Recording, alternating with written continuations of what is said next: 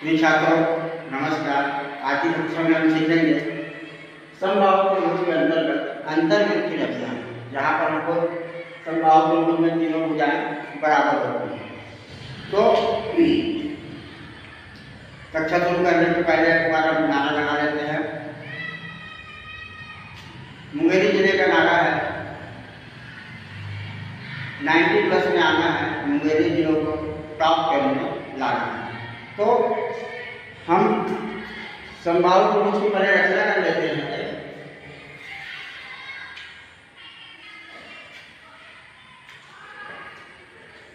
ये वो रेखा हमारी 6 सेंटीमीटर की है, तो इसको हम प्रकाश से नाप के दो चाप बना लेते हैं ए और बी से।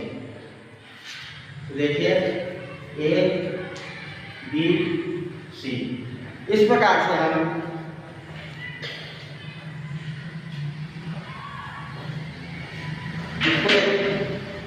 जोड़ दें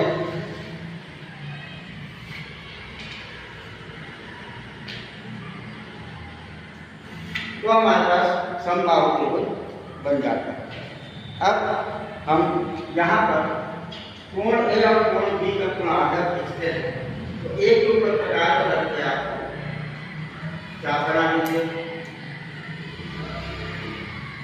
उसी प्रकार से बी के ऊपर एक प्रकार रख के आप चाप बना लीजिए।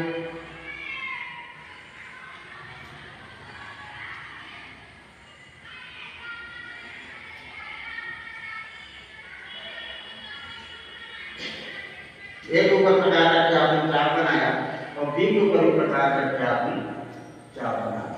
उसी प्रकार से यहाँ पर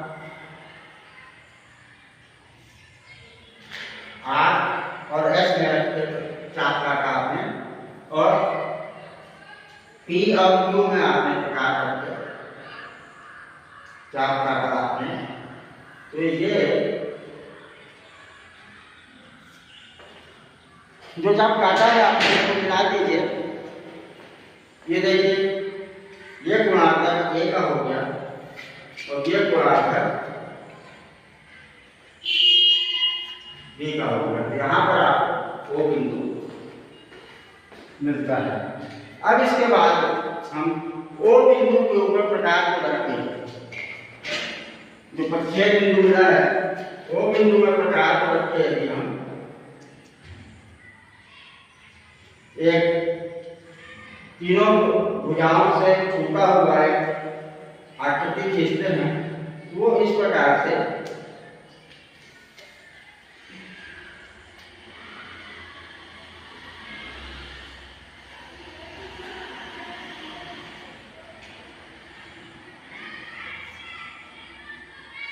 जारी है। तो देखिए समबाहु त्रिभुज के अंतर्गत बन गया। रचना में हम लिख सकते हैं ए बी सी समबाहु त्रिभुज की रचना की। कोण ए और कोण बी का कोणार्धक खींचा, जिससे हमको प्रतिच्छेद बिंदु ओ मिला और वहां से तीसरी त्रिभुज की छूटी हुई रेखा पर हमने पेंसिल को रख के एक अंतर्वृत्त रचना की। यही हमारा अंतर्वृत्त है। तो प्रिय छात्रों धन्यवाद। आज की कक्षा के लिए छमाही परीक्षा शुरू हो गई है, खूब जोर शोर से तैयारी कीजिए। धन्यवाद।